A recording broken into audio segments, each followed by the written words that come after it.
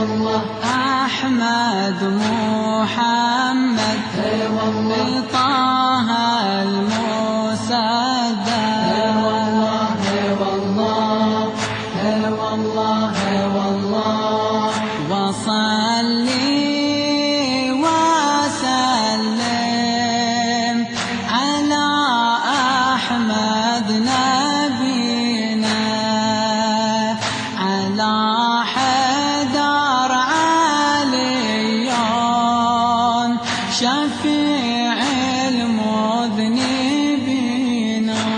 والله والله والله والله أبعث سلامي وحبي وغرامي والله طه التهامي وحدار إمامي والله والله والله والله صلوا على أحمد وعلى آل محمد يا ربي صل وسلم على الحبيب محمد يا ربي صل وسلم على الحبيب محمد يا سامعين صلوا على الحبيب محمد. أعوذ بالله من الشيطان الرجيم. بسم الله الرحمن الرحيم. الحمد لله رب العالمين، وصلى الله وسلم على جميع الأنبياء والمرسلين، لا سيما خاتمهم وأفضلهم أبي القاسم محمد وعلى آله الطيبين الطاهرين وأصحابه الكرام المنتجبين، وعلى جميع الأنبياء والمرسلين والتابعين لهم بإحسان إلى قيام يوم الدين.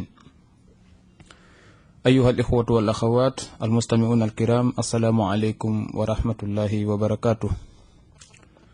هدية الله سبحانه وتعالى yetto ndew yettidati makko tedduki nde yettamo ɗi nemaji makko huɓuɗi timme meɗen ɗi tawi moftirtake saabu lintugol ɗen hikka ɗon toragol mo kanko bajjo seniɗo mo ronkata on yo ɓeydan nelaɗo makko on muhammadin sallallahu alayhi wa alihi wa sallam teddugal e kisiye o wattana ɗin ɗiɗi ahlul bayt alayhim afdalus salati wa azka taslim, yimɓe bele bon anda bankako ngum ɓe kanko jomiraɗo subhanahu wa ta'ala o hiɓɓiniri alquranul karim o laɓɓini hattirde laɓɓinde e dendanangal sahabankeɓe nelaɗo muhammad sallallahu alayhi wa alihi wa sallam wondunoɓe makko gongi e wondigal ngal ha quranul karim qirraniɓe nokkeli hewuɗi. Ko hikki e ɗum musidɓe julɓe tedduɓe heɗotoɓe radio Fottengol Leng FM 102.9 heɗorayɓe oɗo radio fi humpitagol ko fewndi be sura amma yilto heɗo oɗo émission fi ka ɓeydodire e l'islam on be sura khassa. min salmini on onon e ɓe gureji moɗon e siɓɓe moɗon e yiɓɓe moɗon qailina lakum jami'an assalamu aleykum wa rahmatullahi wa barakatuh. haray ɓen hikki ɗon salmingol weltano kañum ɓe jeeyaɓe allahu subhanahu wa ta'ala ɓe waɗi sabu heɓagol oɗo radio tawa ɓen docteur Abdourahmane Ba tawti directeur radio monsieur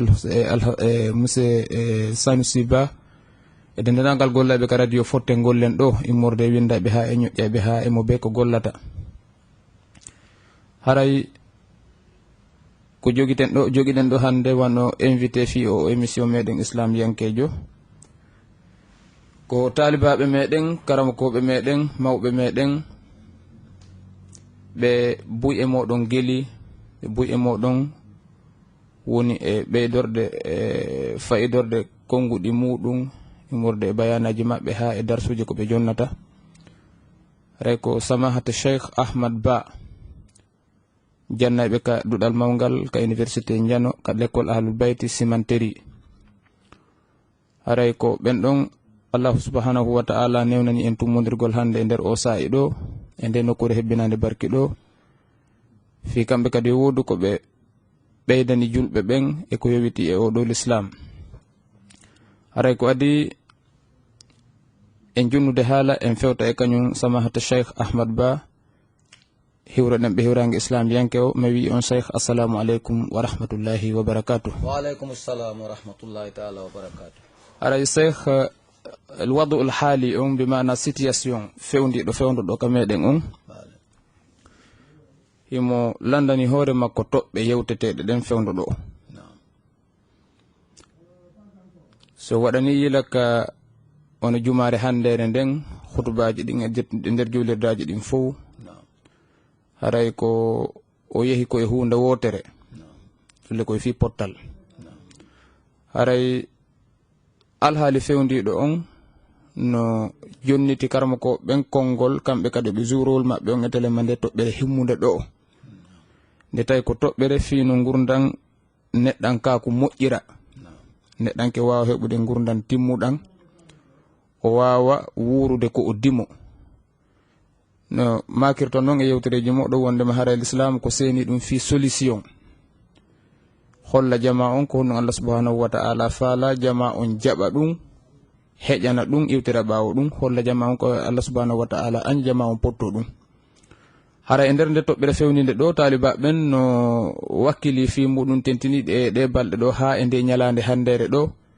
yewtugol e jama lagine on fi pottal fi jogodiral famodiral naɓidal wallidiral haray meɗen yiɗi yo onon samahata cheikh Ahmad Ba yo on fahin wodu ko ɓeydan on jamma on e nder nden toɓɓere ɗum e haray jamma on no heɗitade haray ɓe udditi radio ji ɗin haray meɗen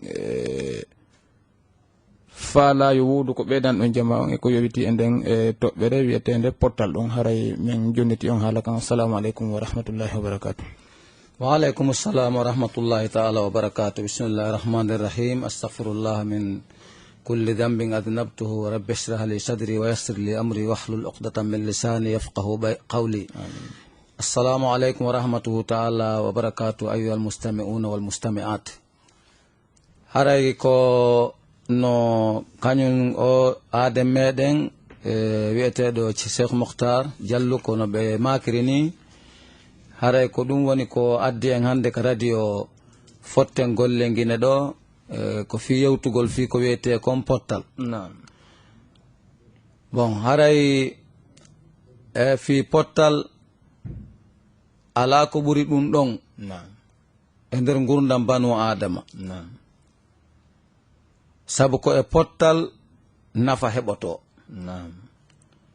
ko e pottal ɓurtu heɓoto ko e pottal doole heɓoto donc kala noon ko dolninta banu adama e ko ɓuttinanta banu adama e ko jonnata banu adama nafa makko e aduna e nafa makko e lahira qur'ana ɓanginani en sunna annabijo selluɗo on ɓanginani en en torike Allah yo Allah okku en kutu nanugol jaɓa itta konoriji e konnaguji e haasidaku e ɓerɗe julɓe lagine ɓen ala ko mo kala anditana oya mo kala anda wondema ndiɗo leydi ko leydi ndi Allah kafi ɓeɗo ɓiɓɓe wonɓe nder ndi leydi ɗo o mo kala anda ko ha honto gasta yahude e ɗimmo mum on ko honɗum gasta mo waɗande ko honɗum gasta mo waɗude ɓay pulla fuuta no wi e haala pular laaɓugal ko a hamata e temme ma on wota hamuɗum ka temme an si tawi noon a hamata goɗɗum e temme ma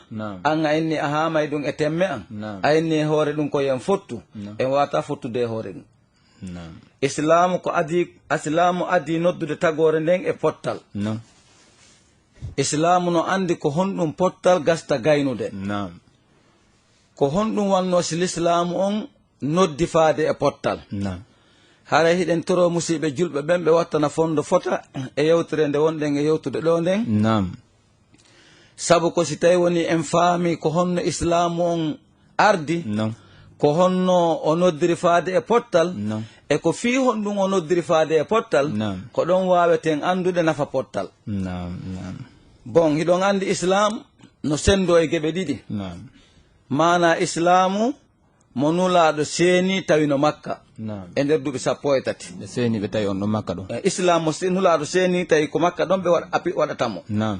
mana islam mo ɓe golli makka on Non. e nder duuɓi 13 Naam. e islam mo ɓe seeni ɓe gollo e madina on e nder duuɓi 10 Naam. hawtete ɗiɗo ɗiɗi woni duuɓi 23 Ɗuɓino gaytati. ko Naam. fodde ɗiɗo duuɓi 23 qur'ana on jippi Non. nulaaɗo ɓangini l'islamu on Non. ɓanginiri konngol Non. e kuugal Naam. e qirragol Naam. sabu ko wiyete sunna ko piiji tati Naam. koko nulaaɗo maaki e ko nulaaɗo huuwi Non. e ko goɗɗo huuwi e tawde nulaaɗo qirri Naam. ko ɗi tati hawti woni sunna Non. jooni noon qur'ana on no annda ko sunna annabijo on firata alqur'ana on Naam. li awwali wahala yani ka fuɗɗode taho Naam. kono ɗo en ari e fiinul islamu on ardi noon Non. miɗo faala e jama on wattan fondo yiltitoɗen seeɗa ɓaawo islamu on adi o arde ko hombo e social o tawno Naam. yani ko gurdan honɗan islamu on tawno makkatal mukarrama Naam. ko gurdan honɗan e ko innete ko ɓuraysiyanke Naam. e ko nandi e muɗum e arabu bimahum am yani arabu en général Naam. ko honno ɓe wonno e wuurirde Naam. adinulaɗo Adil Islam on arde. adil islam on arde Naam. joni noon sen andino ɓen ɗon wuurirno noon Non. en waway andude ko honɗum woni islamu on nafa argol muɗum Naam. e ko honɗum islamu on noddi banu adama faade e muɗum Naam. Naam. joni sen daari toɓɓe ɗe arabu jogino adil islamu arde Naam. kaɓe mahuno gurdam maɓɓe ɗan Ni comportement on. comportement maɓɓe on Naam. yani hiɓe mahuno gurdam maɓɓe ɗan e toɓɓe en jantotako ɗe fof mais en jantoto seeɗaji ɓurɗe wonde important Naam. Non. sabu ko ɗen ɗon toɓɓe tigi tigi wawata en andinde ko honɗum adduno yo nulaɗo seeno Non.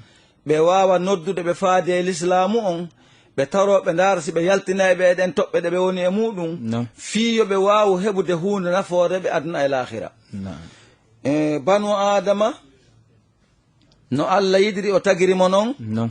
himo jogii toɓɓe ko noon allah jarriborimo ko noon allah tagirimo Naam. Ɗum ka tagudi woni. ɗum kaka tagudi e makko kanko woni Naam. Naam. banu adama on mbima huwa banu adama on Non. himo yiɗi jeygol Naam. banu adama on mbima huwa bani adama on Non. himo yiɗi ɓurugol Naam. banu adama mbima huwa bone adama on Non. himo yiɗi fewjugol Naam. bani adama mbima huwa bani adama on Non. himo yiɗi teddinede Naam. himo yiɗi heɓugol teddungal Naam. Ɗum ɗo koko tagida e mum. ɗum ɗo fof koko banu adama on tagida e mum Naam. ko ɗum aaden on tagida e mum Yani o jangata ɗum ɗo e juuɗe goɗɗo. aɓe jamais ɗum ɗo ko fitratuhu yani min fitratil insan Tagudi ndin. en même temps kadi kanko banu adama on himo jogii qabiliya Naam. jaɓugol feewugol Naam. e qabiliya jaɓugol oñagol Naam. ko ɗum si allah subhanahu wa taala holli wa nafsin wama sawaha Naam. fa alhamaha fujuraha wa taqwaha Naam. yani no e haade aaden on ko gasta wakkilindemo o feewa no woodi koye aade on kadi ko tawata so wakkilaki o fewata o wona oñiɗo Naam. yani tiji ɗiɗi ɗi noon hiɗe wawi wa balorde e dampowo Naam. yani dampowo on no dampi balorde ne jaɓay cowtagol Naam. wonki banu adama on kala ko ki suttina kon ha ko ki wowina kon ko ɗum ki jaɓata Naam. busayri no wi ka deftere mum burdatul madihi an nafsu kattifuli in tuhumilhu shabba Naam. ala hubbi radai wa in taftimhu yanfatim Yanfatim. donc ɗeɗo toɓɓe fof banu adama ɗo jogii ɗum mana aaden on wonki mumkin hino wawa boobo si tawi a akkini boobo on muyningol Non. boobo on jaɓay so a teddinimo kaw woni boobo ɗon o jaɓay teddugol ngol kadi mana so yawgol ka sunna Naam. donc haray ɗeɗo toɓɓe fof banu adama no wondi e mum Naam. joni noon fewno société makka on Non. tawi hiɓe jogii toɓɓe Non. no tawa e ɗum sendidirgol yimɓe ɓen Non. Ɗum ko adunilaɗo senade. e adinulaɗo seenade tawi ɓe mahi gurdam maɓɓe ɗan Naam. e sendidirgol banu adama on Naam. yani banu adama wi'aɗo oɗo ko banu hasimi ma ko ɓuraysiyankejo Non. on no jogii comportagol e hoore mo wona ɓuraysiyankejo Naam. wasi on wona ɓuraysiyankejo kañum na aaden Naam. Yani mo jogi ɓural e hoore. imo on jogii e ɓural e darande hoore ɓen. makko na noon ɓural ngal allah waɗi Naam. bal ko kanko ɓurni Naam, ko ɓural imposant ngal. sabu moyen ko ɓural imposant ngal Naam. sabu moyen jiɗi o mari Naam. ma sabu doole ɗo heɓi yaasi Non. iwɗo yaasi ari e makko Non. o comporto o holla luttuɓe ɓen kanko ko kanko woni kanko Non. luttuɓe ɓen kañum wona hunde Non. gon tawi hiɓe mahi gurdam maɓɓe ɗan no tawa e ɗum Non. tawi an si tawi woni ko a ɓaleejo Non. exemple Naam. an wona a aaden e telemma danejo on non an si tawi woni ko a tawaɗo e leñol goo wona a tawaɗo e ɓuraysi Non. haray an wona a aaden e telemma ɓuraysiyankejo Non. mana an joni siko a wawaɗo Non. an na a aaden birnisbate wawɗo on na'am on gelike na'am ɗum hari no tawa e toɓɓere nde ɓe mahi gurdam maɓɓe ɗan e mu'um yani hari ɓe ɓurdidini banu adama on ha nokkuɗo tawata Non. banu adama on a sikkay wona hunde wotere na'am bon islam on ari fewdo on saayi yaltingol ɓe eɗen haqqille kiɗɗe haqqille ɗe nafataɓe adna ɗe nafataɓe lahira non adda ɓe ligne normal tawi ɗum banu adama on no jogui toɓɓe ɗen no ɗuuri kono ko nde ɗum mi faala en précis wi muɗum puisque ko nde ɗo na'am wawi andude si tawi woni nde continike après nulaɗo Non. masi nde continaki Naam. est ce que banu adama on ɓorike e nde finulaɗo wi o ɓoro e mayre Naam. ka banu adama on jaɓali ɓorade ene saabu jikkuji mum bonɗi Non. haray ko ɗum wasimi précis e nde toɓɓere ɗo na'am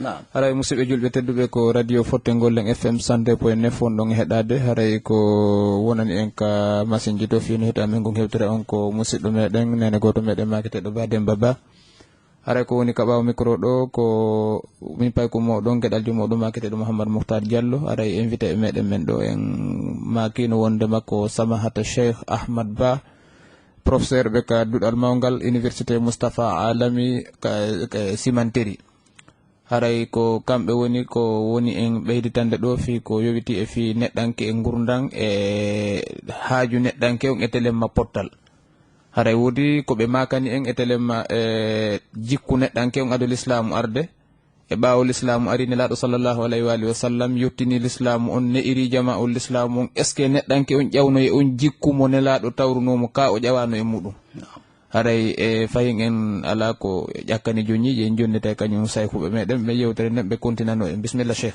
donc bon joni noon ɓawaɓe allah walan ɗon feññini ɓe makkatal mukarrama nam ɓe woni makka ɗum ɓe yettini l'islam on ɓe fuɗɗike mo yettinde non islam on yettina e nder niveau ji tati nam wonande taskotoɗo alqur'an nam niveau arano on nam ɓe yettinimo ala mustawa dar nam yani ka nder galle nder maɓɓe suudu nam ko tabiatul bachar nam si on immike ɗo on yalti ka suudu mon on yeehi nokkugo non on hendoyke kaɓɓum non on jogoto kun waɗum kun e foore sac ma waɗum kun e suuɗon kun Naam. ha kun hewta ka nder galle Naam. kaka nder galle toon firtete ande ko honɗum woni e nder makkum no wondiri tawi nulaɗo ɓawaɓe hendike l'islamu on ka gaaru hira o allah holliɓe yo jabrailu holluɓe fi l'islamu on No. ɓe seeni ka suudu maɓɓe No. ɓe yettini l'islamu on e ɓe guure maɓɓe nden Naam. nene khadija kamɓe wonno suddiɓe maɓɓe men fewdo on saati No. ɓe jaɓi l'islamu on tawi sukaɓe ɗiɗo kadi hino e nder galle ɗen toon goɗɗon ko kurkadu no wiye zeyd Zeyd. goɗɗon ko ne'eteɗe no wiye ali bun abi talib Naam. ɓeɗo ɗiɗo kadi weɓetana l'islamu ɓe jaɓi l'islamu Naam.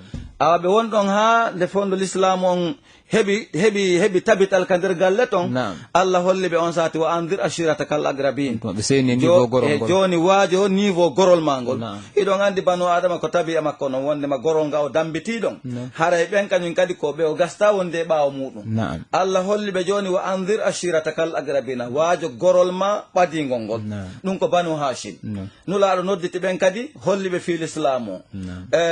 ko ɓuuri e maɓɓe o jaɓali kono woɓɓe ɓen jaɓi kadi Naam. e nafsul yawm Naam. bon joni noon ɓawaɓe woni noon jaɓuɓe ɗon ɓen ɓe wondi e muɗum ha ɓe andi ɓen kadi taaki e muɗum No. allah noon holli ɓe noon fasda abi ma tumar joni noddu noddandu amma ɗum joni yaltu holla l'islamu on gori makka ɗin fuu Naam. on sati ɓe yalti ɓe holli l'islamu on gori makka ɗin Naam. kono komi faala yo en yeƴƴito ɗo Naam. e noddanu maɓɓe ɗum ndu wonduno e important fota Naam. fi honɗu ndu wonduno e important Naam. hiɗon andi no wirɗe noon société makka on tawi hiɓe jogi ko wiyete kon tabaqiya Naam. hino woodi townaɓe ha hewtoy ka duule Naam. no woodi lo'inaɓe ha hewti e sengol e paɗal No. joni ɓe lo'inaɓe ɓe mara haqqe hunde No. ɓe towuɓe ta towninkiniɓe No. ɓen no sikka ko allah tawi kon fof ko fi maɓɓe tagiri fi maɓɓe tagira fi maɓɓe tagira Naam.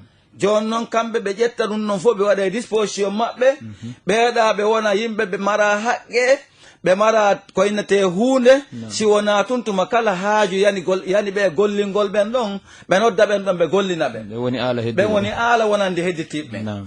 ko ɗum waɗi ɓawnulaaɗo noddiɓe faade e l'islam o adi keta o holliɓe terte rewgol sanamu jokke islamu mi addi on qulu la ilaha illallahu tuflihu wi'e la ilaha illallahu on malete mana on yalta e maccungaku kala banu adama wonon e maccungaku allah tum wonon maccuɓe allah allahu tagima ko ya won maccuɗo makko na won maccuɗo goɗɗo goo laqad halaka Allah hurran la takun abda gayrik allah tagima ko abdimo o tawa won maccuɗo tanama si wona haraɓe allah wiya makkinɗinoro saabu ɗoftagol wano wa daliri atiullah wa atiu rasula wa ulil amri minkum wano wina uskurli wali walidayka yettan min e mawɓe maɓen ko gelike joni haray hay sa wonani maccuɗo ɗufteteɗo haray koɓe allah yamirma ya ɗofto ɓe men o moyen na ya ɗofto wonɗo wo saabu jaahu makko ma ɗoftoɗa wonɗo wo saabu jawdi makko ma ɗoftoɗa wonɗo wo saabu doole makko puisque heewi ka ɗoftoɗa mo hana ɗoftede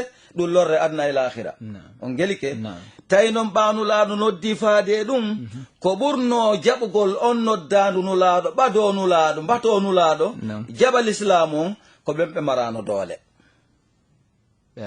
ko ɓen ɓe marano doole ko ɓen ɓe marano doole ɓen loyinanoɓe ko ɓen adin ɓattade nulaaɗo puisque hari ɓe tampi hiɓe faala ko yaltinaɓe e maccungaku hiɓe faala ko rinɗinaɓe hiɓe faala ko ittaɓe e sonja no annabi Moussa aronno tawi annate fir'auna hino jagga bani israila noon o inni arsil ma'i bani israila jonni tan bani israila accini maccingol wayna an tagi ɓe ko noon tawi kadi ɓe yimɓe lo'inaɓe wonnoɓe makka wonnoɓe sengole ɓe yimɓe jogiiɓe doole jogii jaahu wano abou lahabi en abou jahali en umayya en abou sufayna en ko nande e mum on saati tawi ɓen ɗon no faala heɓude ko danda ɗum ɓe joyi ɓe bati nulaaɗo ɓen addi ɓadade nulaaɗo mouhammadum sallllahu alayhi wa sallam fiyo danduɓe seede noon ko ɓen loyinaɓe adimo ɓadade si en daari hay filmuji tournaɗe ɗin e fi histoire on fewdo on saati en tawa wono saynna bilali en tawi ko aade loyinaɗo imo tawano e wonaɓe lettere fi o jaɓi l'islamu so daari wono sumayya en tawi ko debbo loyinaɗo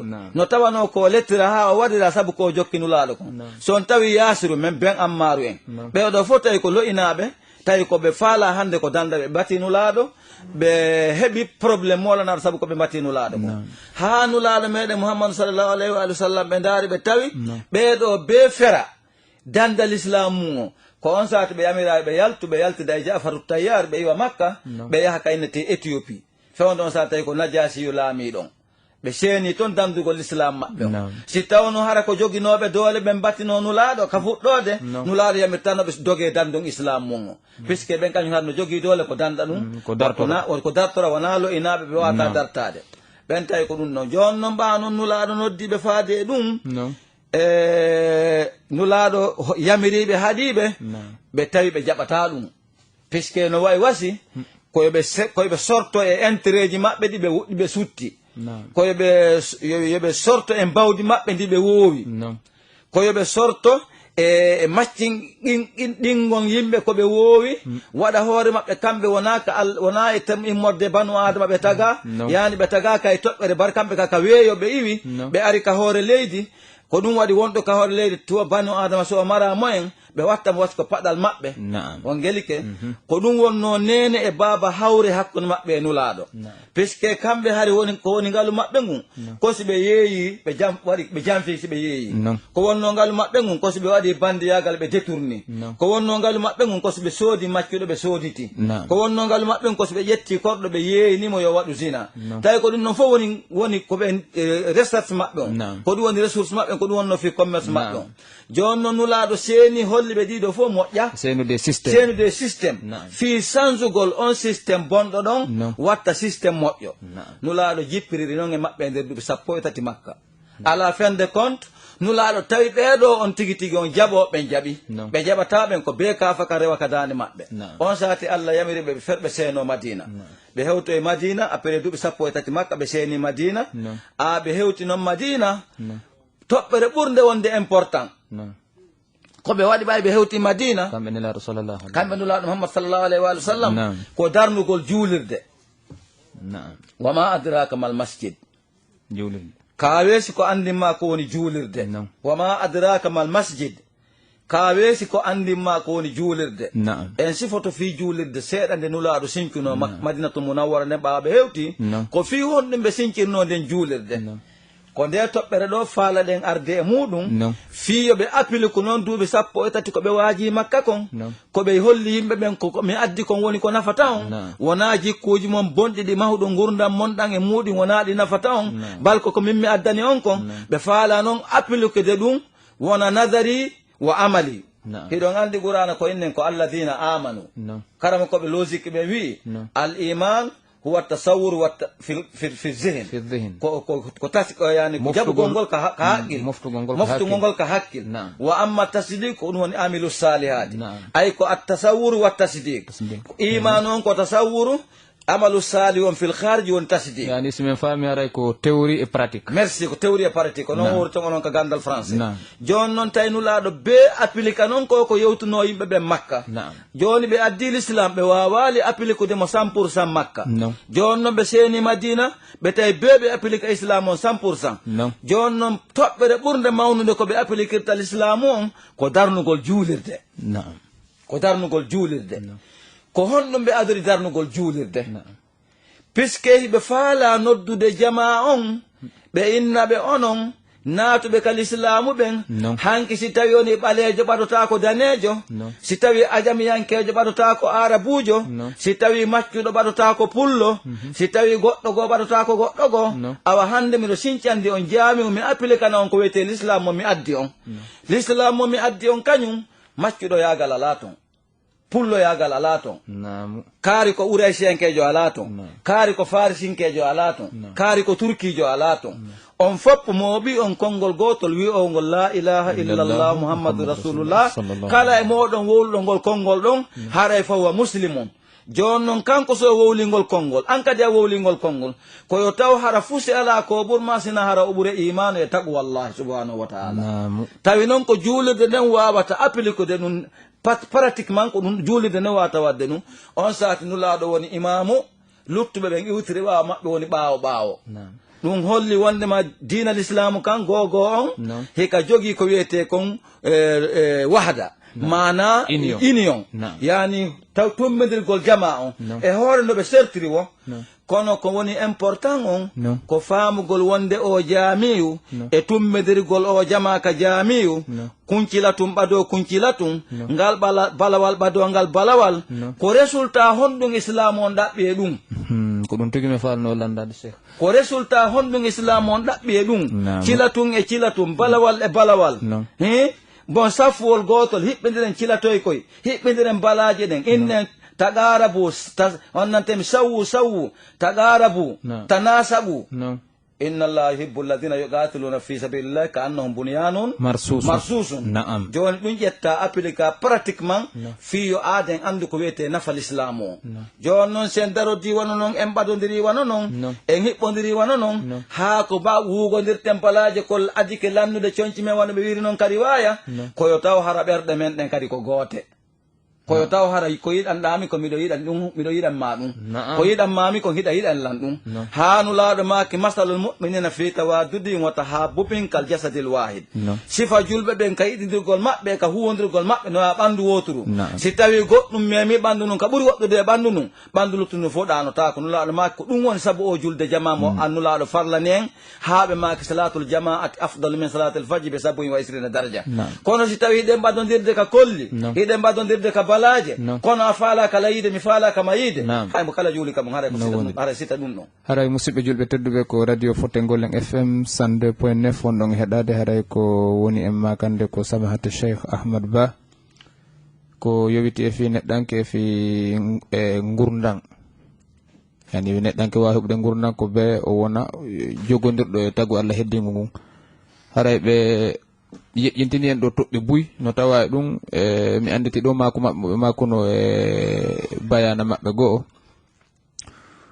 e télé mbafi ɓadodirgol ngol nani ɗum maka ñande cheikh wondema inna tabauda la yufid لا تضر إذا تقاربت القلوب كما أن تقارب لا يفيد إذا تباعدت القلوب. نعم رأي من فلا يوم بانجنا من جماعة فرصة كونون ولي فاين أرتن كجول دجما نعم نلا ما كصلاة الجماعة أفضل من صلاة الفجر ب27 درجة نعم جول قول كجما نعم نبوري جول دغوت درجة جنوغا إجي نعم الحديث متفق عليه بين كل الفرق الإسلامية نعم جما جول بن فوتي نعم ونande julɓe ɓen fof نعم fi on hadise e sellugol makko ngol نعم kono objectif on e juulugol meɗen julde jama ka juulirde نعم ko nulaaɗo sincirno kañum ko fi wotinɗingol mana ko fi joguidirgol نعم hiɗon andi nulaaɗo hew e seeni madina نعم ɓe tawi probléme ji tati fotay ɗi ceerno mohtar نعم probléme goo نعم ɓe tawi jaɓɓiɓe ɓe madina ɓen نعم ko gori ɗiɗi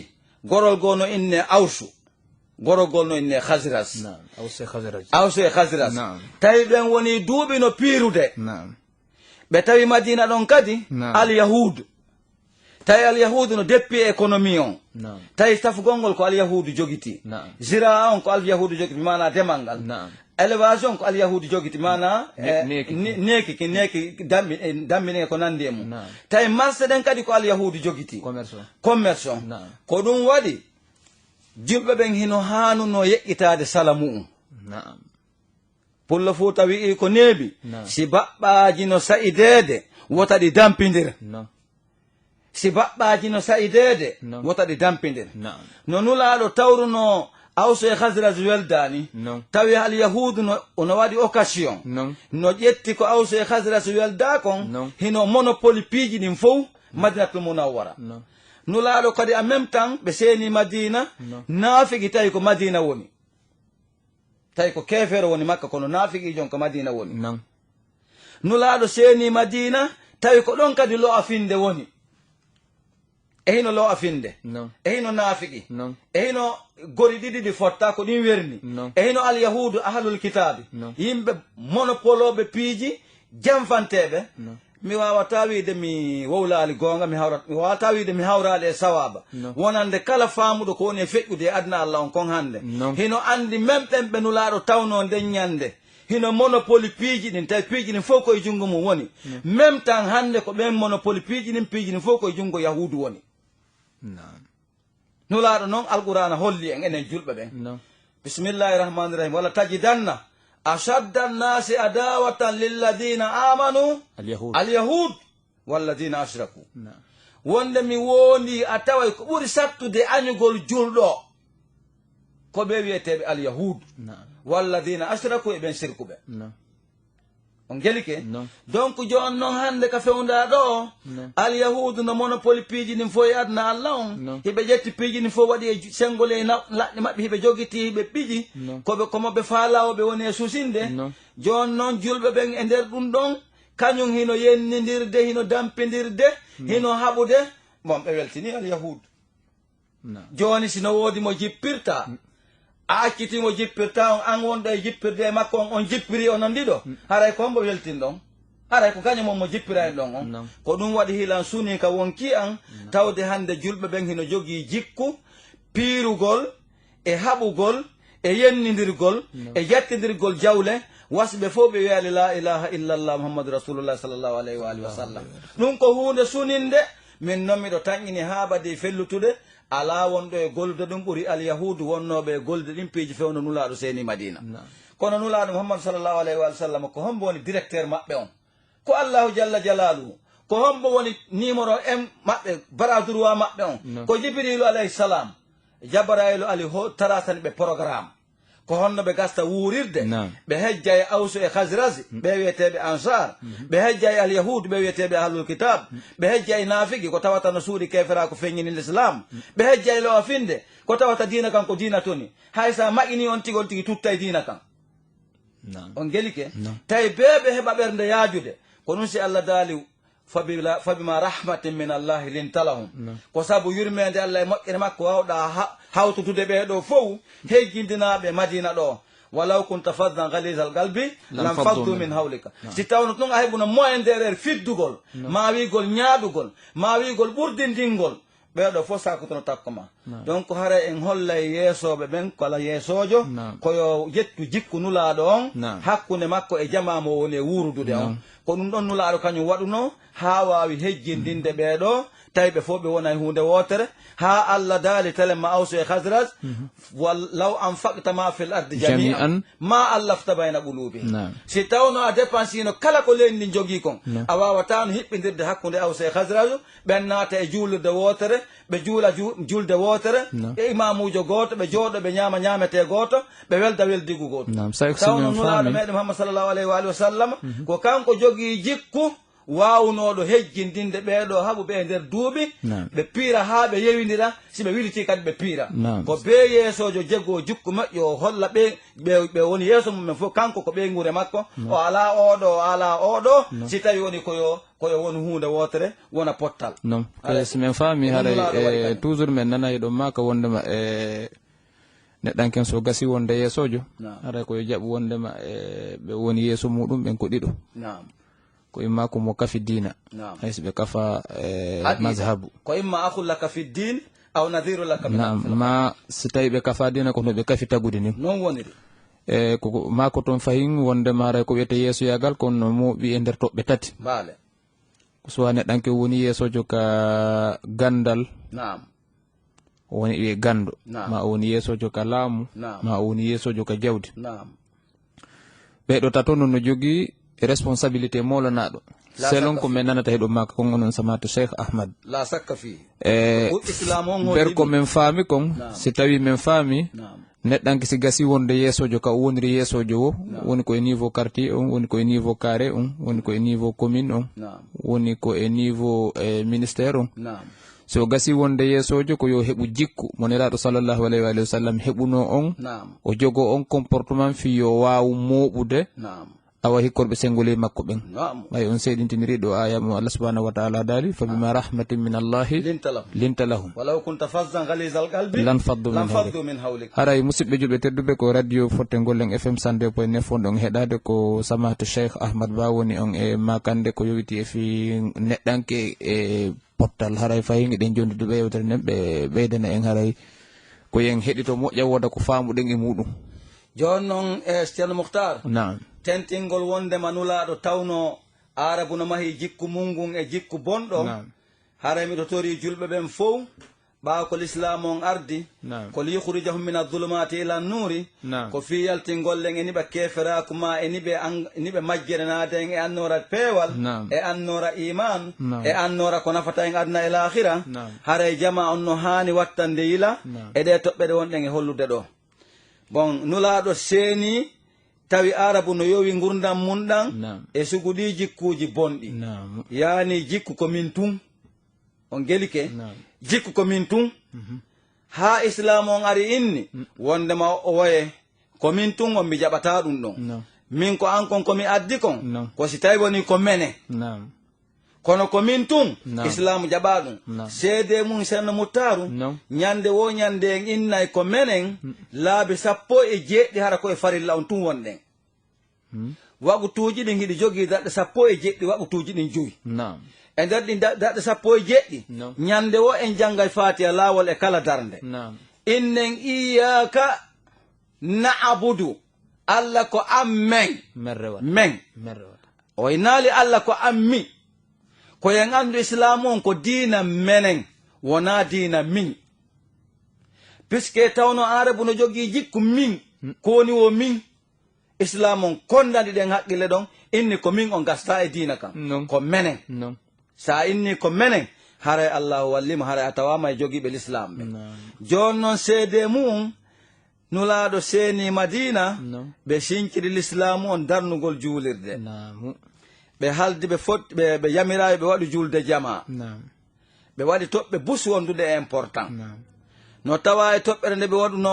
ka madinatul munawwara ɗon tawi ko nde important no tawa kadi ayeji jippiɗe ɗon holluɗe ko ɗe important wano ayeje danno ka suratul hujurati ɗum ko hollugol wonde hari société mo arabu woni wurde on wawata no nawrude banu adama on yeeso islamu noon ko ari non ko diina nawrowa banu adama on yeeso non mo faami l'islamu ko diina nattirowo aaden on ɓawre yo ɓurtu janngude l'islamu o tas ko alquran islamu ko diina moderne diina nawrowo aaden on yeeso na diina nawrowo aaden on ɓaawo ɓaawo haanulaaɗo maaki almuminu alqawiyu hayru min almumini daif ɓe maaki alyadu l ulya hayru min alyadi sufla yaani ko julɗo jogiiɗo doole on ɓurani allah julɗo lowɗo on ko junngo wontiringo downgon ko ngon ɓuri moƴƴude ko ngon ɓuri jogaade valeur idi junngo wontiringo leygol donc l'islamu faalaka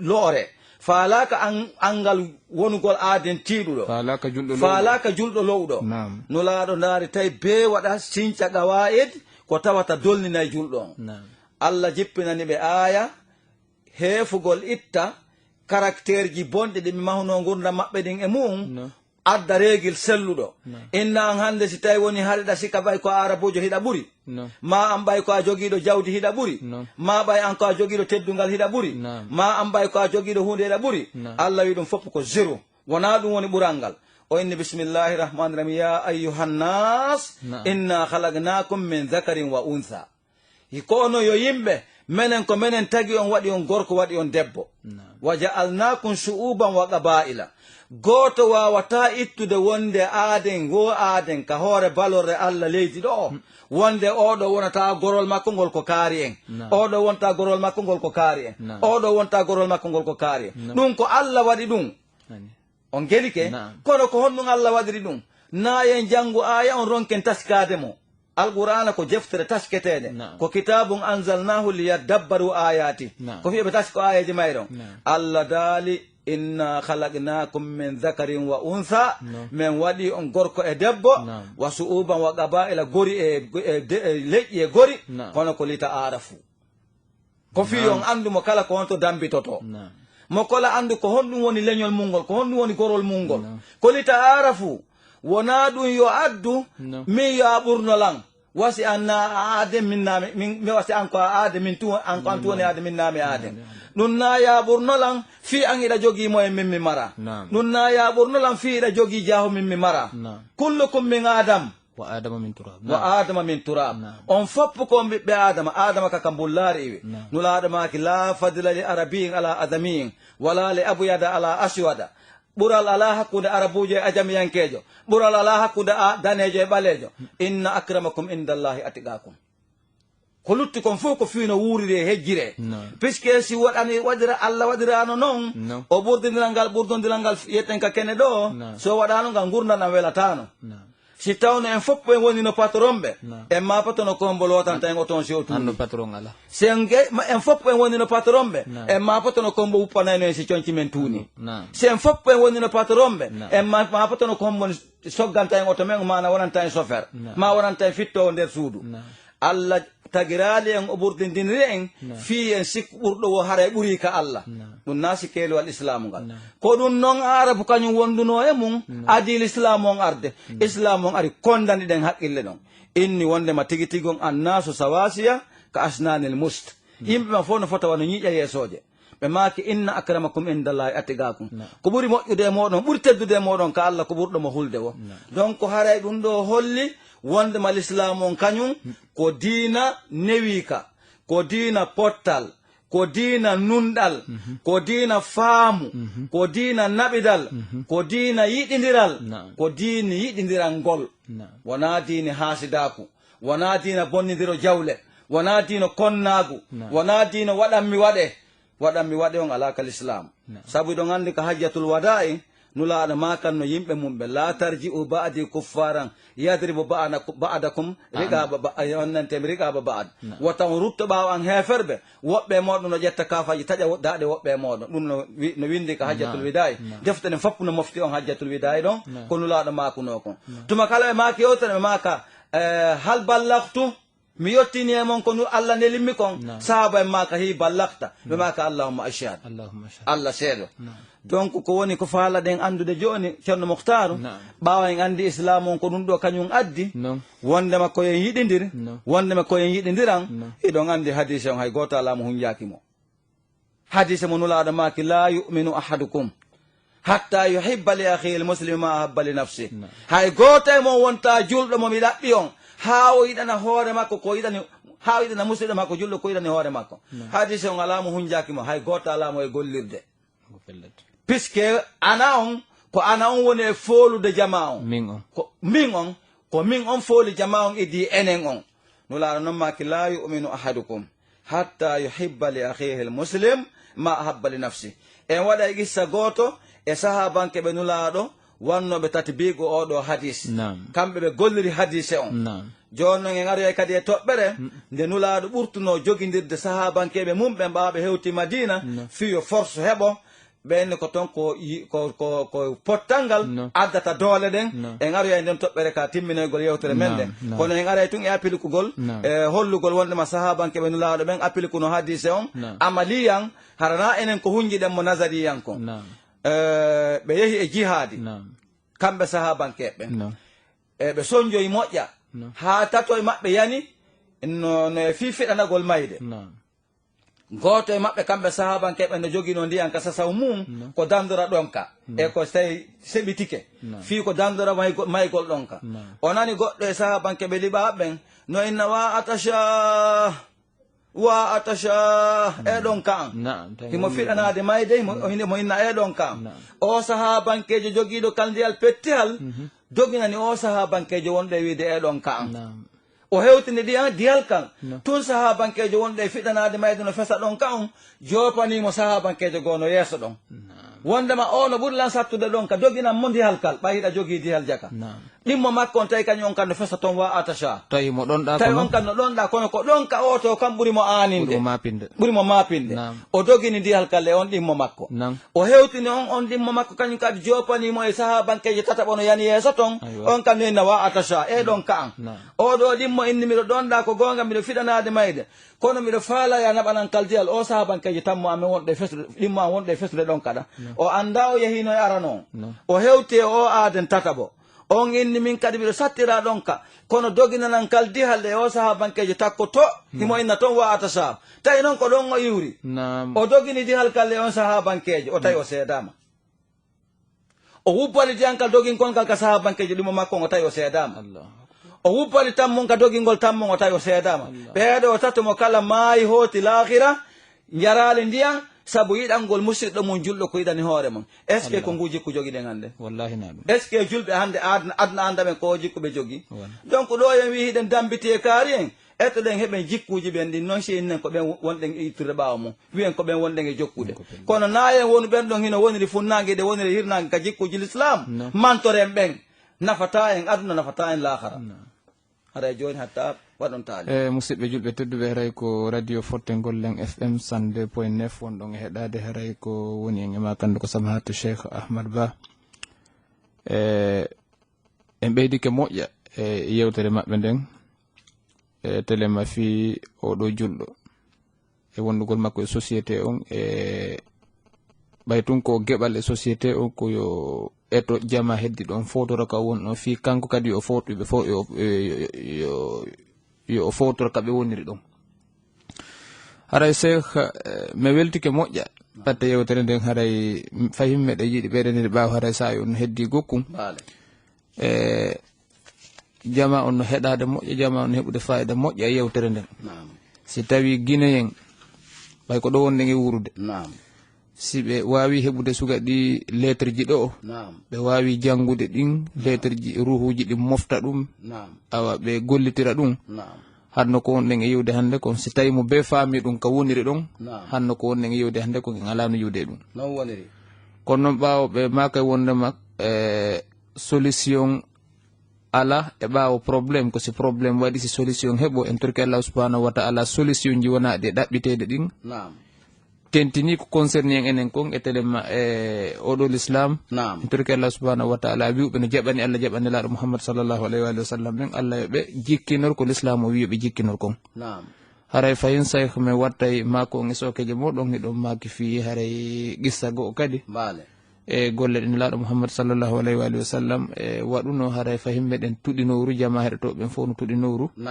e fi ɓeydagol e on qissa ɗon kadi fayin haray ado en jonde jama o yewtere nden haray meɗen watta fayin konngol ngol e sokeje moɗon ko noon ceerno Mouhtar probléme ji men ɗin fof nam ko e waɗa ɗum talhisu e gimol ngol arabujo yimi nam so yi nulaɗo meɗen Mouhammadun sallllahu alayhi wa alihi wa sallam nam e ɓeygure makko nen ka nder suudu nam e sahabankeɓe makko ɓen ɓe darike ɓe sinci o l'islam nam ɓe wawi hunnande o ɓe heferɓe joginoɓe doole fewde on saati nam ɓe wawi yawde ha ɓe hewtoya e leydi Kisra nam ɓe wawi yawde ha ɓe udditoya Rome nam fewde on saati hade Rome e Kisra ko peyji ɗiɗi puissance nam ko tawata hande wono hande peyji puissance ɗin woniri ni wono américain e ko nandi e mum Nam. ko noon ɗin peyji wawno Nam. si tawi nulaɗo en e jama mum on ɓawo nulaɗo wawi hewtoyde udditoya ɗin place ji ɗi wona e sengol e konngol maɓɓe Nam. ceerno Mouhtar ko piiji damɓe foluno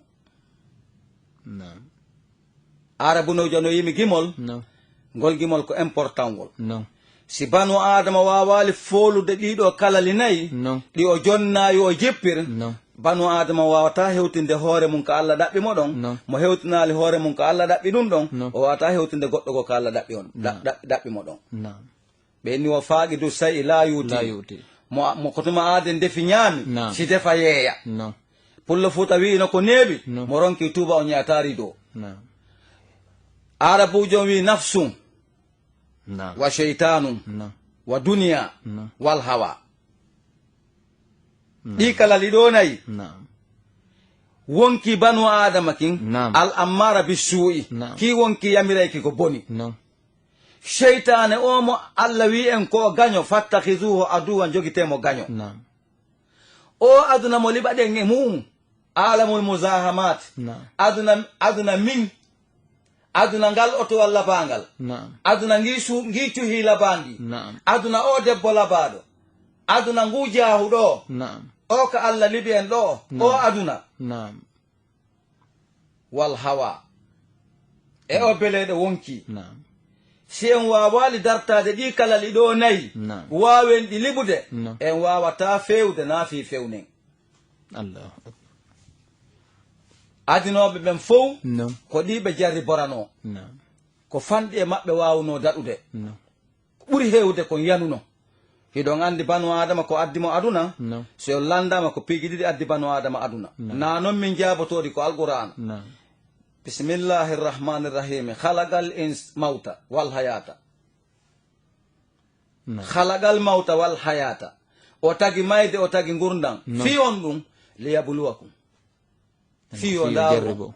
fi o jaribo on No. ayyukum ahsanu amala ko hombo mo moƴƴinta kuugal No. ko hombo jonnete place o nunɗiramo nam ko hombo jonnote moyen tawa miskino no jogii to geɓal nam ko hombo jogete jonnete jaahu tawa miskino heɓa geɓal No. ko hombo ni jonnete doole tawa miskino daɗaymo ko liyabluwakum ayyukum ahsanu amala No. ɗum ko objectif ko addi aden aduna No. toɓɓere ɗin mbere nden No. wama halagutul jinna wal insa illa liyabudu liyabudu. mi tagiral jinna yimɓe si wona fiyoɓe rewa nam kono noon e hoore ɗum ɗo Allah addante ko jippira nafsum wa cheytanum wa duniya wal hawa kayfal khalasu wa kulluhum aadai ceerno samba ɓe wonɓe a Allah yarloɓe ɓe maaki wonki e beleɗe ko ayɓe me en nam wonki e beleɗe ko ayɓe me en saloɗen hoddo majjidaɗen sumugol ɓe maaki kala wiɗo no gomɗini Allah si taw himo jokki beleɗe ko nodditagol allahu akbar o gonɗina Allah e hoore haqiqa nam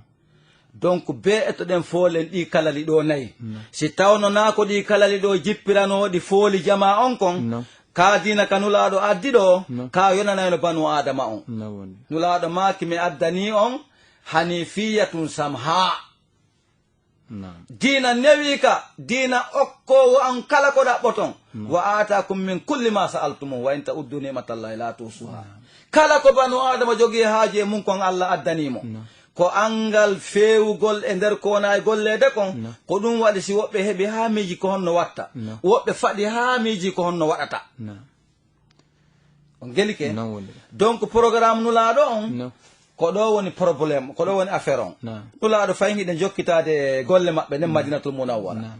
ɓay ɓe hewti madina nam tawi ɓe hatton jini e jama nam yuɓɓodirɗo nam ɓe farli farla julde e maɓɓe Naam. julde wondude e jama Naam. tawi ɓe haton jini e juɓɓudi Naam. hiɗɓe haton jini e yeesojo gooto Naam. iwtirteɗo ɓaawo mu'um Naam. si o maaki dare fof daro si o maaki jooɗe fof jooɗo Naam. ɗum no exemple mum no ka julde Ka julde. Naam. hiɗon anndi sellata ka ɓaawo ɓaawo ado imamu waɗu nder ku'u Naam. ka Few. sellata ka ɓaawo ɓaawo ado imamu wadde sujuudu No. puisque a halfinima wongol yeeso yagal ngal ka diina No. joni ko ya iwtiri ɓaawo makko oɗo o sogge fii ko nafa ma adna e lahara No. on gelike No. ɗum ko juɓɓudi noon No. yon lallando question hande alamul islami on no fotta fodde No. ko hombo julɓe adna ɓe mari ko jento si on ɗon maaki julɓe adna on fopp dare hara en fo en daroto Ala. si o maaki on fopp jooɗe hara en jooɗoto Ala. en mara on hande Ala. paynama noon fewdo lontal nulaaɗo few nulaaɗo laami e nder duuɓi sappo No. ari ko kamɓe woni ɗum No. après bay sarno bakar bol haami ke nder duuɓi ɗiɗi e lebbi jeego No. tawi ko kamɓe woni ɗum No. après ɗum bay sarno mara laami ke nder duuɓi sappo e goɗɗum No. tawi ko kamɓe woni ɗum No. sayna usman nafsu say saynaali nafsu say No. probléme on fuɗɗi seeɗa ka saynaali hakkude makko e sahabankejo ɗimmojo makko Naam. on gelike Naam. donc haray bee yiltitoɗen ka usus Naam. ka ɓalal No. wala kum fi rasulillah uswatun hasana Uswatun hasana. no waɗani on e nulaaɗon jokkugol moƴƴugol Naam. ma atakum rasulu fakudu Naam. wa ma nahakum annu fantahu Naam. kala ko nulaaɗo yamiri en yen huwen kala ko nulaaɗo haɗi en accu accen joni noon toɓɓere nde nulaaɗo wanno on sati fi yo heɓu doole madina Naam. Naam. no woduno toɓɓere molanade nde ɓe waɗi Naam. tawi nden ɗon wawa ɓe nafude Naam. tawa nden kadi wawa heefude No. konnaguuji ko wonno e arabu No. e mawnintinare ko arabu jogino No. e sikkugol no ɓuri wonɗo e banu adama ko arabu jogino No. e waɗugol hoore muɗum ko kañum woni saabullahi lmuhtaru on Naam. allahu lanɗo yamiri nulaaɗo ɓaawa aya jippi ka suratul hujurati No. bisimillahi rahmani rahim innama almuminuna ihwa Naam. iɗon andi ka luka No. innama ko adawatu hasri Adawatu hasri. ɗiɗo yeddodirali Naam. fakhruddin razi No. yo allah o yarloma ka deftere makko a tafsirul kabir No. imo jogii tummunaɗo sawn to so kunni No. wonde innama la yufidu lhasru da'iman Naam. ilamu annama alhayatu dunia laibum walahum No. o dalinori on aya kono falsafiyan innama ko adawatu hasrin Naam. yani innama adawatu hasrin allah daali innama almuminuna ihwa ko woni musidɓe wo ko julɓe Gomɗiɓe ɓen. ko gonɗiɓe ɓen ko ɓen petti woni siɗɗo seede mum si tawi woni hiɗon siɗɗiri joni e kefeero catholique ijo No. islam on ne wona ko on siɓɓe Naam. enɗan ala hakkude mum dowaka enɗan wonde hakkude mum No. islam on ko sa woni julɗo ɗimmo ma No. min e ma woni en siɓɓe ko ɗum islam on wi No. allah noon hollimo yeeso ɗon fa aslihu bayna akhawaykum tawi nulaaɗo no haton jini e jogidirgol julɓe ɓen Naam. ndaara o innaɗo ɗa ko loyinaɗo No. jogidiramo e sembuɗo Naam. ndaara oɗa innaɗo ko towuɗo darja No. joginiramo e lowɗo darja No. joni ɗen wadde ɗum ɗon rapide No. no gasa ha rew sayi on woɗɗike No. akkitane waɗoɓe question ɓe Tegile. Naam. o wi wo ta'akhar rasul komi ƴetti nde yewtere koye tarihu ibnu hicham Naam. mo almujalladul awwal Naam. o wi ta'akhar rasul nulaaɗo jogidiri Naam. bayna ashabi hakkude jama makko on jami umɓe fop Naam. wa akha o waɗi o jogidiri bayna hamzata bun abdulmuttalib Naam. daariɗo politique nulaaɗo Waɗi ɓe siɓɓe. hamza bun abdulmuttalib No. bappa nulaaɗo mo nulaaɗo solanta paɗe mo nulaaɗo toloto hiwro Naam. bappa makko oɗo o ƴettimo o inni bappa an e teddugol ma e an e wonde ma ko a banu hasima an e wonde ko abiɗɗo abdulmuttalib No. ko an e zeydi o maccuɗo momi ne'unomi rinɗini No. zeydi ibnu harisatu ko o woni siɗɗo ma on aduna e lahira Naam.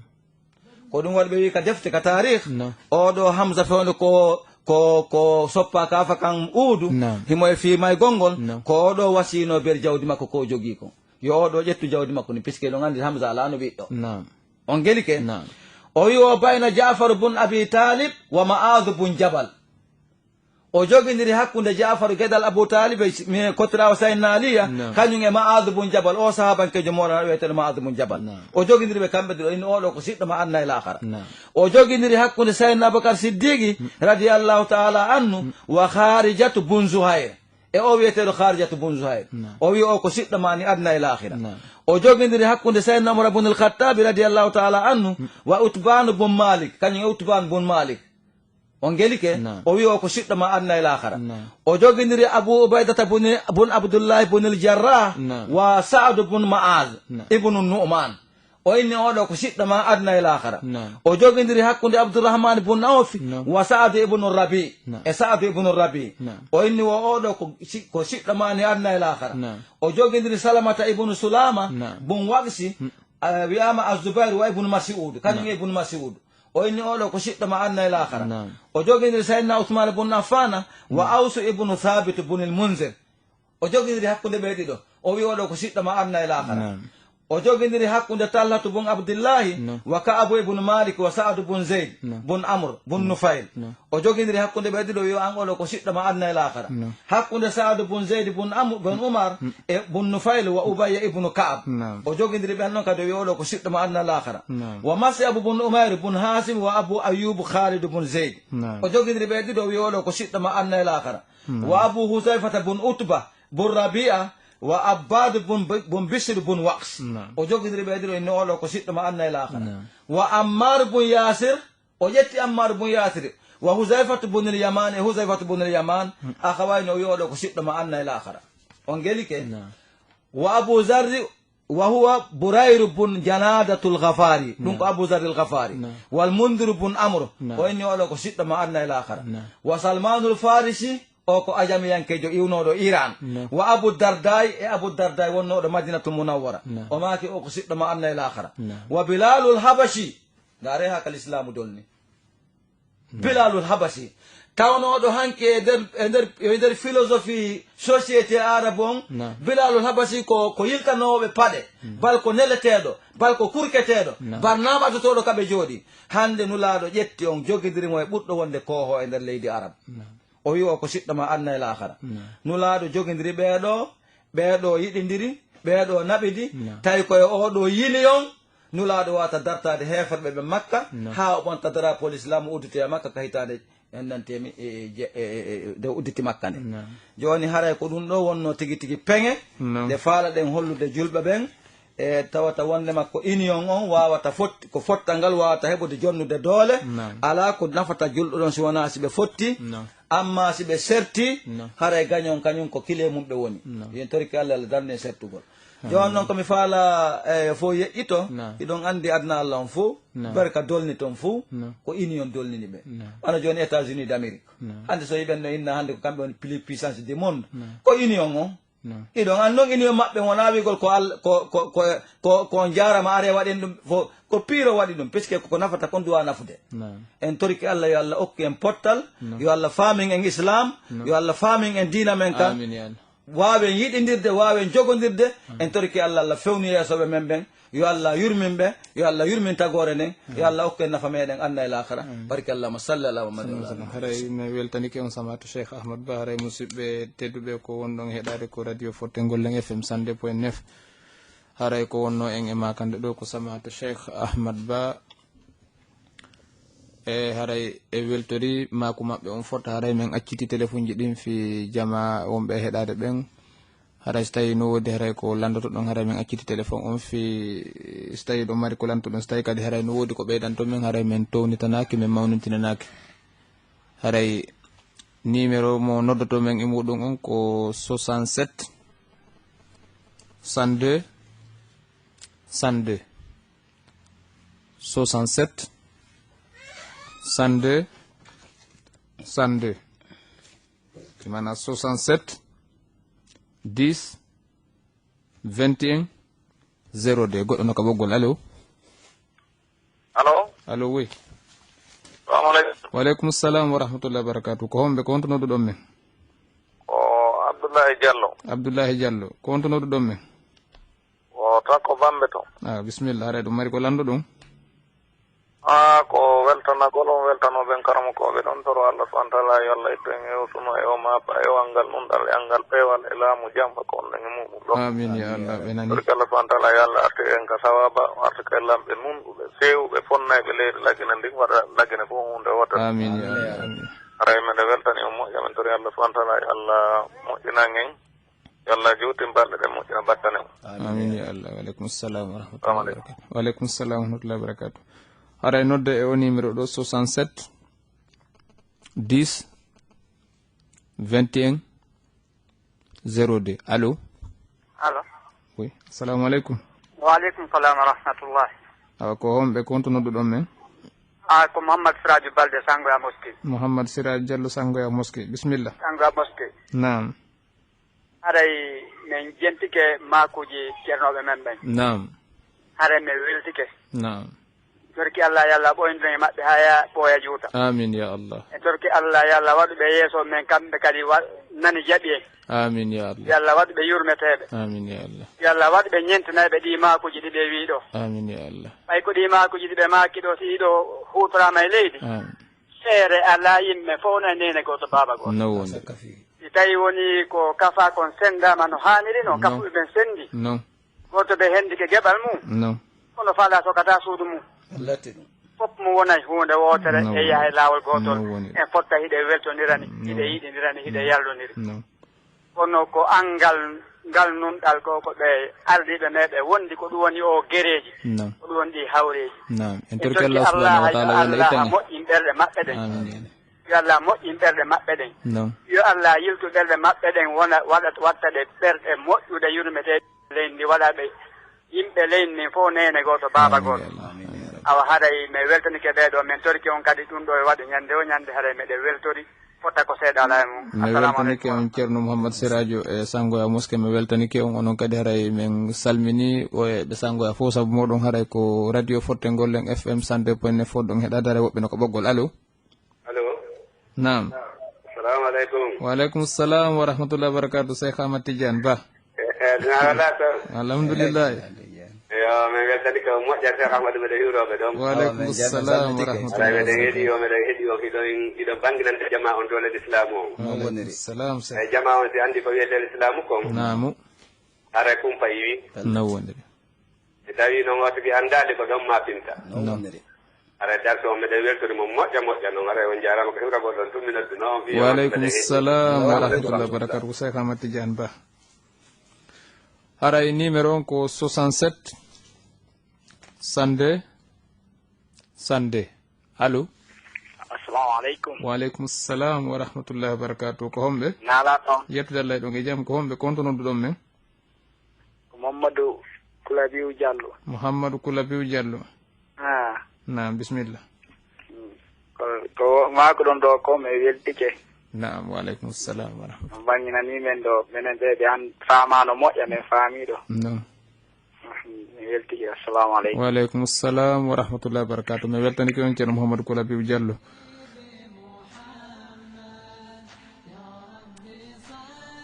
haray nodde e o numéro ɗo e hiwrodiren si tawi haray no woodi ko landoto ɗon haray karama koɓe ɓen ɗo hiɓe fadi e o numéro ɗo 67 sande. Allo. Naam. Hadja Battuli Bari. wa aleykum salam. haray woɗɗite radio on gokku ma ɗoy toon volume o. haray ko en duwano fréji ɗin. awa inchallah. haray ko ɗen tori on duwano fréji ɗin. inchallah e waɗa ɗum so Allah jaɓi. waɗay ɗum ka fen. wa aleykum salam wa rahmatullahi wa barakatuh. e haray Cheikh ɓe maki haray en du'ano fuureji ɗin gila e wattinaɓe hannde ɓen ha e kala fuureji julɓe kala ka gasi e hikorde haray ɗum ko. Allo. salamu aleykum. wa aleykum salam wa rahmatullahi wa barakatuh. ko homɓe? alhamdulillah ɗon e jaam. alhamdulillah. ko homɓe? ko ceerno Ahmadou Ba. ceerno Ahmadou Ba. haray woɗɗite radio on ma ɗum ɗanni noon. awa naam. haray waɗi ko min weltanike Cheikh en. wa aleykum salam wa rahmatullah. haray waji ko ɓe de Allah waɗa min joddi aljanna. amin ya Allah. amin ya Allah. haray ko hikkiti ɗo non. miɗo mari ɗo landal ko mi landoto quoi. naam bisimilla. haray ɓe heeɗi. goɗɗo tawmbande goɗɗo si tawi ara mo wuuri ko dagaki hara koko harmi par exemple o wuuri. naam. o soodi leydi par exemple kadi leydi hara leydi ndi kadi ko na mbuuɗi dagiɗo soodiri ni. o darnira kadi hara na mbuuɗi dagiɗi. on dewal ngal o watta ngal Allah jaɓay ngal ka jaɓata. haray ɓe jaabade. ceerno Samba mombe a woni e jaabade. naami inchallah. awa assalamu aleykum. ɓe maaki kala memɗo janande e jawdi riba ndiyatimu gululu tami sumugol donc haray sellataka ɗum ɗon gollire e ɓattore allah puisque inna allah la yuta'u min haythu yusa ka allah yeddaɗon o ɓattortake ɗon hunde wawatake he ɓattorede allah e geddi ɗum ɓattorede makko kadi e dewal hara en toriki allah yo allah fewnu jama on ɓe anda ko honɗum ɓe gasta ɓattorde allah haray woɓɓe ko ɓoggol alo on jaram nawla ɗum ko wonɓe yedde allah ko wonɓe ko honto nodduɗon men ko busra ɗo men woni nam bisimilla ko wonɓe nam ko wonɓe inde nden ko ceerno abdoullahi diallo ceerno abdoullahi diallo haray ko ɗoragol ne hen torano allah ɓe feƴƴime allah ƴima yaafoɓe waɗay ka fin sa allah o kala ɓe ɓe warama e hoore toon e allah yottanoɓe non woniri inchallah wata allah neɗɗo wata allah yaafano ɓe waɗɓe ɓe ɗum awa en toriki allah ɓay ko wonkiji ɓe tawi bas ɓe waɗi ɗi yo allah yurme yottanoɓe allah yaafoɓe yarnoɓe amin ya rabbi en hay on tonade ɓeydugol ɗo wattili moƴƴa yo ɓeydu wallita waydegol jama o inchallah haray ɓe jama on boyino ga nam non woniri haray ɓe coupi haray fayin nodde o numéro ɗo 67 sande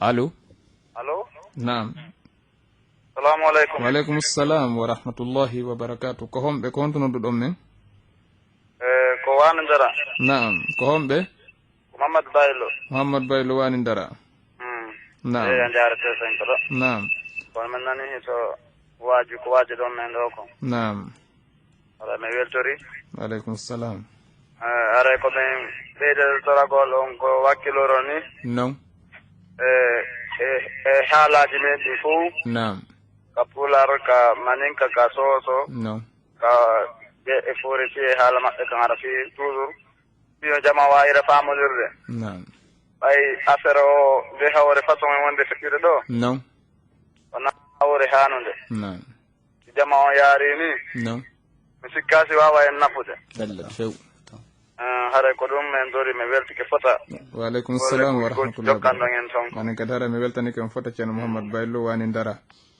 haray fayin ko wonɗon heɗade ko radio fotte gollen fm 102.9 haray ko woni ka ɓawa machine ji to fin heetamen ko hewtiren ko badem baba ko woni ka micro ɗo ko pay ko moɗo mouhamadou mouhtar diallo invité ɓen ko samata cheikh ahmad ba haray woɓɓe no ka ɓoggol alo assalamu aleykum waaleykum salam wa rahmatullah wa barakatuh ko honɓe ko mamadou haadi bari mouhamadou haadi bari dixin min nani yewtere nde mi weltani kew moƴƴa waaleykum salam wa rahmatullah wa barakatuh haray yo ɓen ɓe tarano en allah nam yo allah fewnu jama ndi leydi ɗo amin ya rabbi o fewna hooreɓe wonɓe e ndi leydi amin ya rabbi tooñe ɗen no ɗuuɗi e hoore ndi leydi yo allah fewnu en fewna hooreɓe ɓen amin ya rabbi yo allah ittan en ɗe tooñe e hoore jama o amin ya rabbi wallahi jama on no tooñede ha feƴƴiti kala no julɗo sifori ɗum a tawa mo mari suno la sakka fihi haray on hollama ɗum yo allah ƴettu doole ndi leydi jonna wano ɓe saykuɓe ɗo si ɓe saykuɓe ɗo walli ndi leydi ɗo e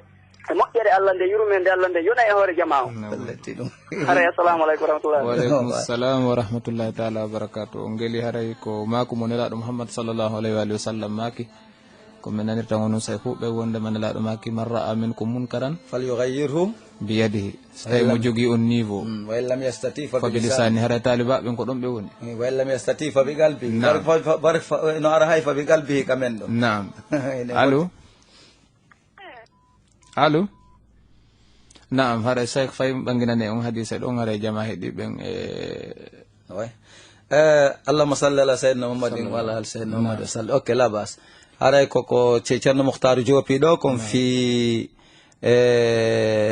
taghirul ijtimai sanzugol iɗon andi sanzugol ko hunde nde ɓe laafi iɗon andi nulaɗo ko sanzugol arno en sifike ka fuɗɗode ɓe yewtere meɗen hari jama on hino woni e wuuri e gurnan tawata na regilji selluɗi haray ko ɓuri suninde joni ko tawde e nder ɗeɗo guire 14 feƴƴuɗe fewdo guiral 15 ɓangal ko ngal fewduɗen ɗo fayda aaden on arti fewdu kanulaɗo tawno aaden on ɗon mi wawata faljude simi wiiri noon miɗo jogui noon seede mum seede mo mi jogui on hiɗon andi ko innete ko liwat so ndaari annabaɓe nogaye jo o janta ɓen ka alqur'ana mo kala no adda noon fi hunde wootere fewndinode e leydi ndin bon nulaaɗo kañum kadi adda apere ɓeeɗo fuu ƴetten exemple wano annabi moussa ko fi dartagol tooñe o addirano wano annabi luutu ko fi dartagol liwat wano annabi soaybu ko fi dartagol njulaaɓe bomɓe njulaaku ko ɗum ɓeeɗo fof addirano bon e jooni noon sen ndaari génération fewndiɗo hannde ka giral 15 ɓanngal fewndiɗo o ɓaawa alislam o yaltutude wayi wasi aaden on arti e on nuwa ka nulaaɗo tawnomo ɗon sabu islamu on o woni mutinaaɗo e nder haqiiqa on e yani meere on mutini haqiiqa on fewndo ka fewndiɗen ɗo bon jooni noon e nulaaɗo noon maakuno marra amin ko munkaran fal yugayyirhu biyadi jooni noon kon ɗum fal yugayyir biyadi ɗum ko yo eto o ñinna nunɗal o tabintina ngal o hawka ko wiyete tooñe e bonki e bandiyagal kono ɗum wona hunde welde fii puisque yadu on ɗon ko kinaya ɗon andi nulaaɗo en ɓe feññinta yewtireji ɗin ɓe ƴetta e majasu on ɓe hutora fii ɓe accu haqqille ka gollitira kinaya e yadu on ɗon ko sansirgol doole ɗum noon fewde ka fewndiɗen ɗo eɗen doole ala haray ko sansirte hannde ko waajagol ngol ɓe maaki kamɓe nulaaɗo ɓe ande naafal jooɓe ɓe maaki faman lam yastati fa bilisani si on tigi wawata sansirde doole yo sansir ɗengal sansirgol ɗengal ngal no yehi domaine ji ɗiɗi toragol allah ko kanko woni ala ko o ronki kanko o hibba yurmede makko nen e tagore nden o fewna yeesoɓe ɓen o waɗa yurmede e maɓɓe ɓe yurmina tagore allah nden hiɗon andi nulaaɗo no maaki irhamu man fil ardi yarhamukum man fis sama onon wonɓe jogiiɓe doole yurmine wonɓe ka leydi ɓen wonɓe ka weeyo ɓen yurmina on si allah hibbi yurmede mum on e yeesoɓe ɓen yurmini tagore nden ɓe fewni feeway tun joni haray ko ɗum ɗon ɗengal ngal jogiirowol ɗengal ngal ɗin mum ko jogiirowol ko waajagol ber ko jogii doole kon o yawino ma uridu illa al islaha mastata'at mi faalaka si wona moƴƴingol yer komi jogii doole kon waajotoɗo ko ber ko jogii doole kon wama ala rasul illa al balah ko fawi waajotoɗon ko yottingol amma nanowo on kon jogii jaɓugol ngal masalagol ngol nulaaɗo jippiti fayi ɓay ɓe andi aɗa e saji jo tawa hay waajurogol nden ngal a suusta maki o illam yastati fa bi qalbihi aray ko yo ɓernde nden hollu ko wona e waɗede ko welatamo ko honno no ɓernde nden andinirta ko wona e waɗede ko welatamo o taw ɓaddo ɓen waɗoɓe ɗum o taw ukkodire maɓɓe sakko ɓe fof ɓe wona ɓe hawti e waɗugol ngol ko ɗum woni fa illam yastati fa bi qalbi hara en toriki allah yo allah o suɓu ko moƴƴi kon yo allahu lamɗo fewnan e yeesoɓe men ɓen o hibba yurmede allah e maɓɓe nulaaɗo hibba torano en allah hibba yurmede mum nden e maɓɓe ɓe yurmina tagore allah nden horma ko wawi o jogii kon toma hewti ka fewo en du'anto fureji ɗin fureji joni yannode o aya sati fo yo toronɗo an allah yo allah yaafoɓe hara yo allah yaafo fatiɓe yo allah yaaforɓe saabu annabi yo allah waɗi ɓe yamɓe sahidi bari ko torki allah fattike nulaaɗo koɓe acci yo allah waɗi barke mum koɓe rewi allah yo allah jaɓanɓe koɓe morti yo allah yaafoɓe barki rabbana taqabbal minna innaka anta samiul alim wa tub alayna innaka anta tawwabu rahim barki allahumma salli ala muhammad wa ala alihi sallallahu alaihi wasallam haray ko musidɓe julɓe tedduɓe ko radio Fortengol Leng FM 102.9 wonɗon e heɗade haray ko woni ko ɓaawa masinji to finata men gon hewtere on ko musidɗo meɗen Badem Baba ko woni ko ɓaawa micro ɗo ko payko moɗon keɗaljo moɗon tanirawo moɗon maketeɗo Mouhamadou Mokhtar Diallo Labe Kalan haray ko invite no ɗen ɗo e nder o saaha ɗo fi ko wallito julɓe heɗotoɓe ɓen fof ko samahata Cheikh Ahmad Ba ɓe telimile wonɓe ka cimenterie to kaduɗal mawgal ka l'école Ahlul Bayt alayhimussalam haray e weltanike ɓe en torki Allah subhanahu wa ta'ala yo Allah waɗu en nani jaɓi torki mo kanko bajju seni ɗo moron kata on yo Allah o sincu pottal e huwodiral e naɓiɗal e jogodiral hakkude jama lagine on haray en watti ɗon fayi weltanagol responsable ɓe oɗo association Fortengol Leng gila e hooreji on docteur Abdourahmane Ba ha e responsable ɓe oɗo radio Fortengol Leng gila e directeur général ɗum le docteur monsieur Mouhammad Sanusi Ba e dendiɗangal gollayɓe ga hakkude windaɓe ha e ñoƴƴaɓe ha e wowlayɓe haray ko fewno ɗo wonɗen e waynodirde ko wono ɗon heɗade ko radio Forten Gollen FM 102.9 haray si numéro téléphone ɓe maki haray so tawi ɓay haray joni haray mono faalaɓe noddode ɓe acca numéro on ka juuɗe technicien ɓe nga haray mono faalaɓe noddode no wawi nodde o numéro ɗo on tuma ɓen ɗo wawa ɓe jonde haray numéro on ɓay haray ko haqqe jamaɗo to ɓen so tawi no wodi koɓe famale yewtere yewtade nden haray lantagol haray min acca numéro oji ɗin e juuɗe technicien ɓe ɓen haray ko ɗo wonde nga waynodirde aqulu qawli hadha wa astaghfirullah li wa lakum wassalamu aleykum wa rahmatullahi ta'ala wa barakatuh. صلوا على الحبيب محمد